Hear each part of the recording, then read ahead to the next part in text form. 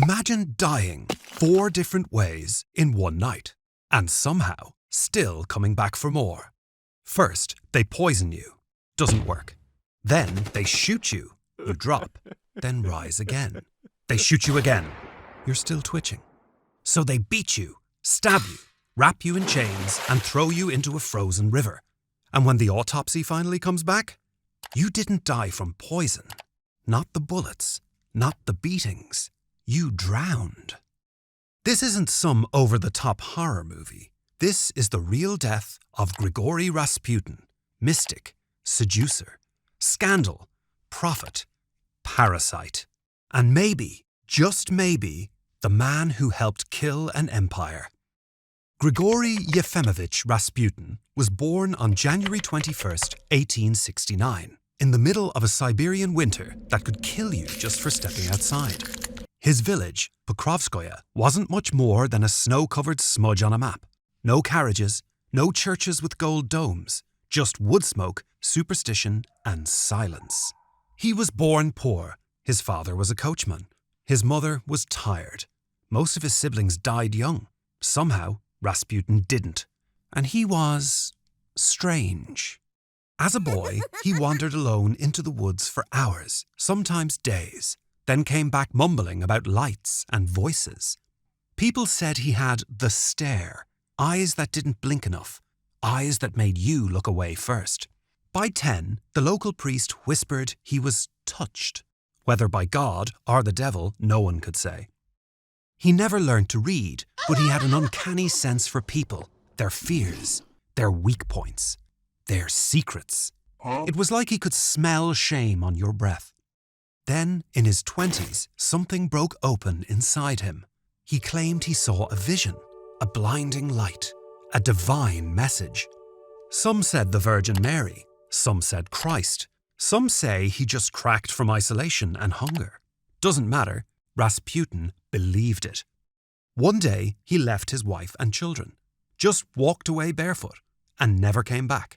For years, he drifted through the Russian countryside like a ghost in rags. He slept in haylofts and under wagons. He fasted for days at a time, drinking from puddles, stealing bread, surviving off scraps he didn't always ask permission to take. He smelled like horses and old sweat. His boots were falling apart, but everywhere he went, he left something behind. A feeling, a story, a whisper. People didn't know what to make of him. Was he a madman? A prophet? A con? He said he was on a spiritual journey, said the Virgin Mary had called him in a vision, said he was trying to find the truth. He visited monasteries, but not for long. He'd stay a week or two, ask strange questions, skip lessons, and disappear before dawn. He wasn't disciplined, he wasn't obedient, and most monks agreed he wasn't right. Somewhere in that long, lonely wandering, he found something darker. Or maybe it found him. That's when the rumors started. People in the Siberian backwoods spoke of a secret sect, the Klists. They weren't monks or priests. They were something else entirely. A radical fringe cult, hiding behind locked doors and shuttered windows. Their core belief? Sin brings salvation. They believed you couldn't be cleansed unless you were first covered in dirt, that only by drowning in temptation could you rise above it. They met in barns and forests, where they'd chant into the night, beat themselves with ropes, fall into screaming trances, and then, when the frenzy peaked, surrender to forbidden ecstasy. Pain first, then pleasure. Suffering, then release. It was said that some of their rituals blurred the line between prayer and possession, that they danced until their eyes rolled back, that they wept, moaned, and howled like animals in heat. And in the center of it all, just maybe, was Grigori Rasputin. No one can prove it. The Klists were secretive, scattered, and barely left records. But something changed in him during those years. Something snapped or awakened. Because when Rasputin came back to civilization, he wasn't the same. He wasn't a monk. He wasn't a priest. He didn't belong to any order, but people listened to him. He walked into towns like an unwashed prophet, robes caked with dust, hair matted and greasy, beard like a nest of thorns. His eyes, unblinking, unnerving, like deep wells with no bottom. He didn't speak often, but when he did, people froze. They said he spoke in riddles, in visions, in commands that didn't sound like they came from him. He said he could see things, that he could heal, that he knew what people had done and what they feared. And disturbingly, sometimes he was right. He could walk into a house and make a crying baby go quiet, touch a wound and say it would get better, and it did. He told strangers their sins, told women what they dreamed of. Was it power? Was it luck? Was it something darker? Nobody knew what he was, but they all knew this. He was not just another pilgrim. He was dangerous, and he was only getting started. He moved from town to town, crashing sermons and hijacking pulpits. His speeches were part scripture, part seance, part striptease. He didn't warn people about sin, he encouraged it. And not just a little. Big sins. Sweaty ones. The kind you remembered in the morning. Women followed him like he was stitched out of fire and velvet. Men watched from the corners, suspicious, threatened. He was either a prophet or a conman, but either way, he had momentum. Eventually, whispers reached St. Petersburg, the gilded, brittle heart of Imperial Russia. A place where the elite flirted with mysticism like it was a parlor game. Tarot, seances, spiritual photography, talking to ghosts before supper. So when Rasputin, this barefoot, unwashed holy man from Siberia, arrived in town, they welcomed him. He was raw, magnetic, terrifying, and exactly what the bored, anxious aristocracy craved. They called him Father Grigori, not out of reverence, but out of fascination. He didn't speak Latin, didn't quote scripture like a scholar, didn't kneel when he entered a church, didn't bathe. But he had something, a presence, the heat, a stare that made people lose their train of thought mid-sentence. He'd lean in close, too close, with those wild eyes and mutter things like, God is closest when we are lowest. Sin brings clarity. The soul must be broken to let the light in. And somehow, that made sense to them. Soon, he was slipping through the velvet curtains of St. Petersburg's finest drawing rooms, invited to salons, whispered about at banquets, ogled from behind fans in candlelit corridors. The rich and powerful poured their sins into his lap, and Rasputin, ever the shapeshifter, became whatever they needed. A healer for the sick, a prophet for the curious, a jester for the jaded, a flirt for the lonely, a storm for the bored. He drank too much, stank worse, spoke in riddles, parables, threats. He'd insult dukes, kiss duchesses on the mouth, sleep under tables, wake up quoting scripture, and still the powerful listened. Because behind the filth there was something unexplainable, a pull, like gravity or a train about to crash. And then came the invitation that changed everything, the Romanovs. Tsar Nicholas II and Empress Alexandra weren't just royals. They were the spine of an empire.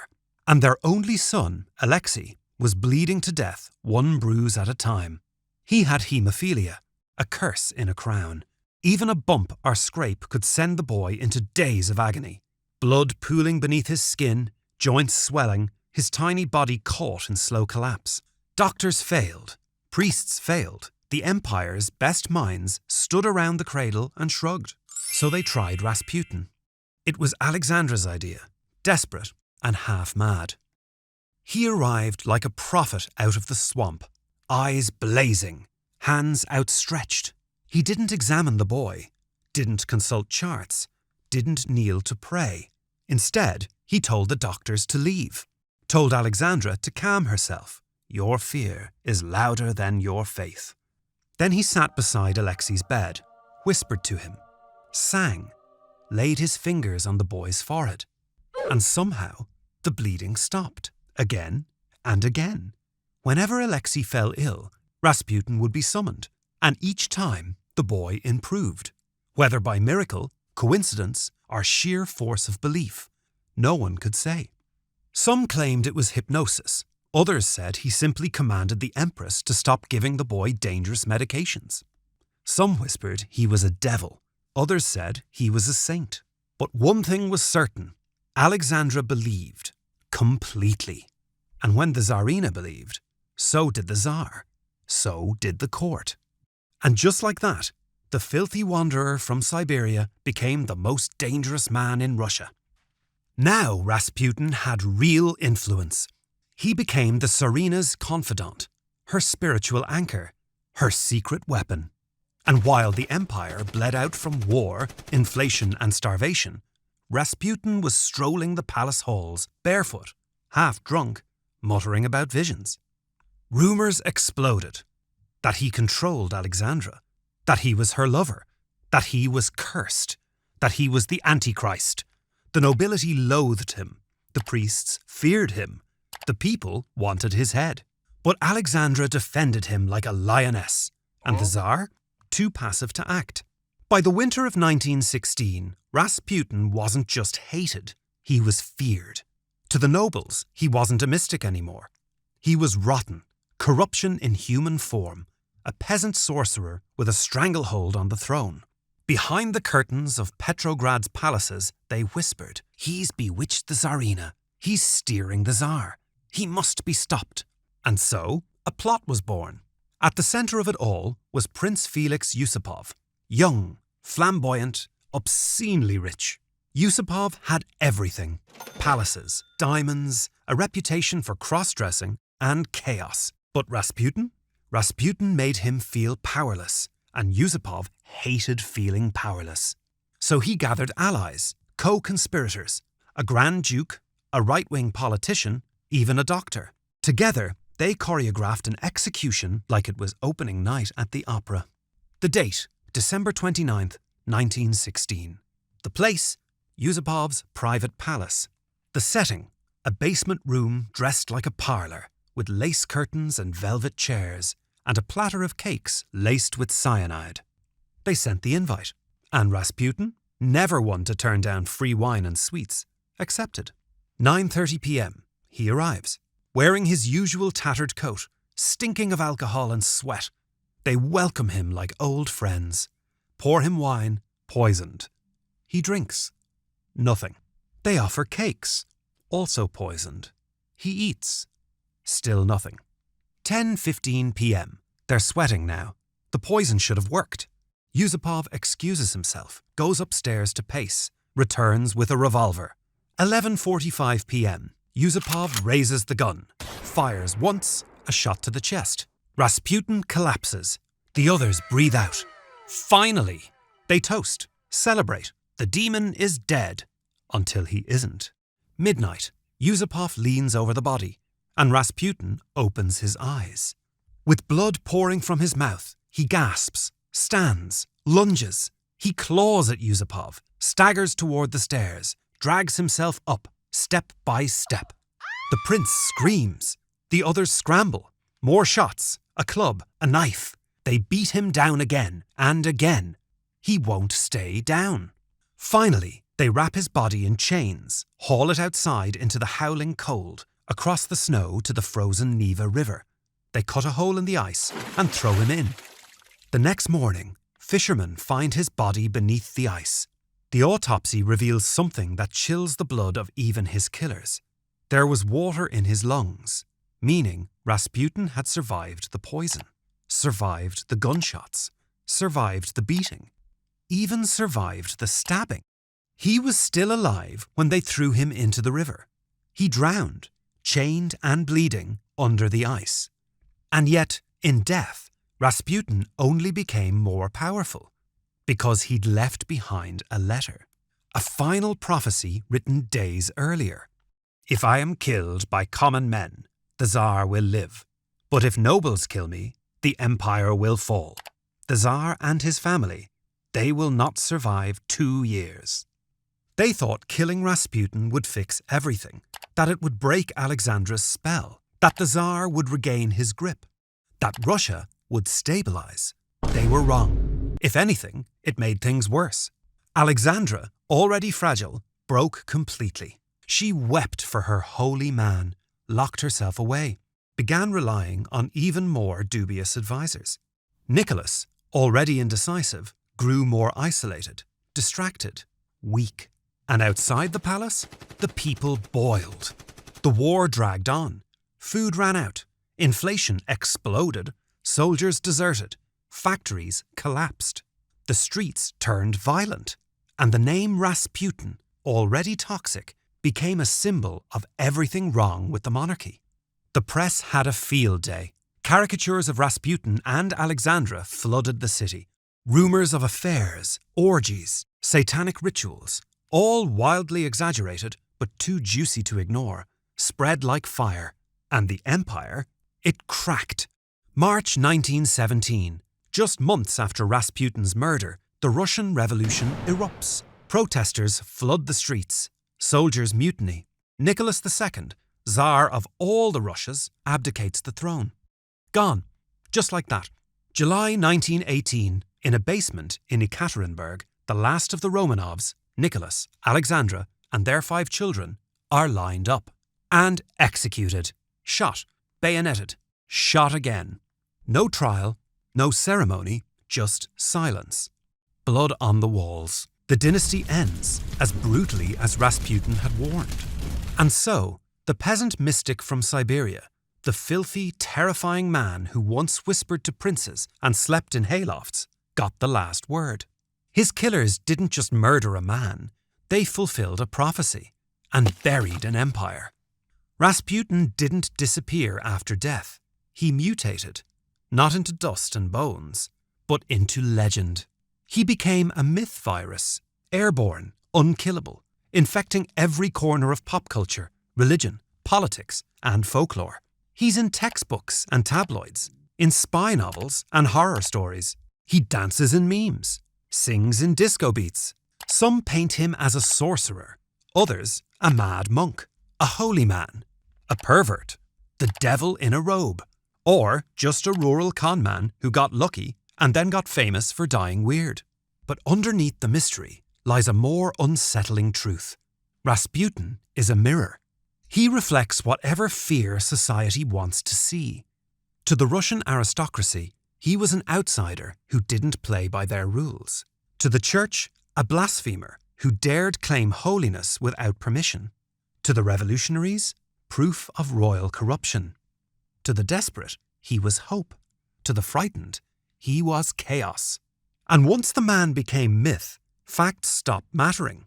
Did he actually heal the Tsarevich? Or was it coincidence? Did he manipulate Alexandra? Or did she simply need someone to believe in?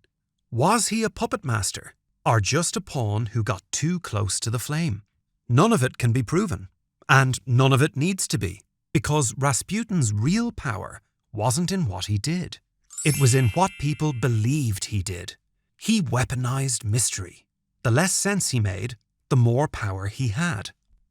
When he spoke in riddles, people heard prophecy. When he survived the poison, people whispered magic. When he rose after being shot, it wasn't biology, it was destiny. In life, he played the holy fool. In death, he became a legend carved into the bones of history. And maybe that's the final, most dangerous truth of all. You can kill a man, you can poison him, shoot him, drown him in a frozen river, but you can't kill a story. Especially not the kind that echoes everything we fear, about faith, about power, about how much we'll believe when we're desperate enough to hope. And that's Rasputin's legacy. Not a villain, not a saint, but a story we keep telling, because deep down we know he's not just a character from the past, he's a warning about the present. And every time someone with charisma walks into a room full of power and starts talking like a prophet, somewhere Rasputin grins.